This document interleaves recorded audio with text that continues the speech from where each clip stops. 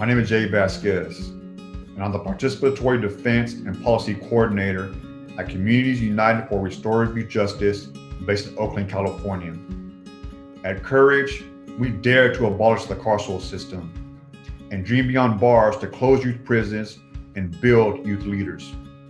Through the lens of America's addiction to punitive practices, I hold the prison system accountable for devastating generations of Black and Brown communities. The United States is responsible for incarcerating 25% of the world's prison population and currently confines 2.3 million people and surveils 40 million others. California leads the way in mass incarceration with a recidivism rate around 50%. This means that the system fails at least half the time. California spends $90,000 a year just to incarcerate one person, but only $12,000 a year to educate a child. This nation spends billions on the prison industrial complex and profits off prison labor, which is nothing more than modern-day slavery.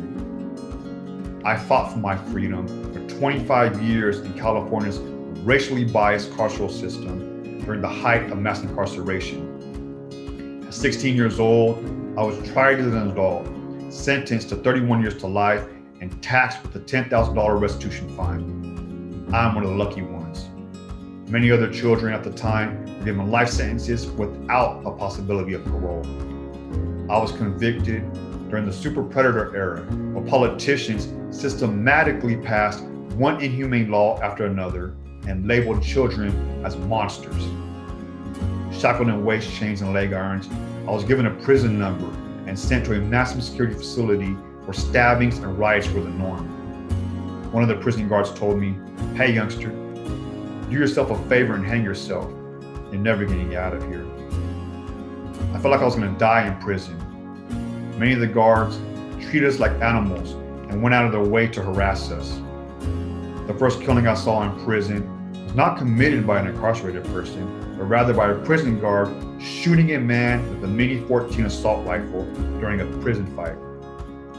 Most of my early years were on lockdown in a small concrete box. I was let out of my cell only 3 times a week for showers. My brown skin turned pale from months of sunlight deprivation. The system warehouses humans like property, only to send them back to their communities with more trauma than when they entered. Prison strips people of their humanity and degrades them in the name of justice. Strip butt naked, spread your cheeks and cough is a phrase I'll never forget. My journey in the carceral system is similar to thousands of other Black and Brown young people who grew up in poverty. When I was 15, my father died from alcoholism. My mother at the time strung out on heroin, so I turned to the streets. I felt all alone because there weren't any resources in the ghetto to help me cope. Politicians were more invested in building prisons and locking people up rather than investing in community-based organizations, health services, and education. California alone hit a mass incarceration level of more than 173,000 people. People committed suicide at record levels as men, women, and transgender people saw death as the only way to escape the torture. People died almost daily due to poor health care.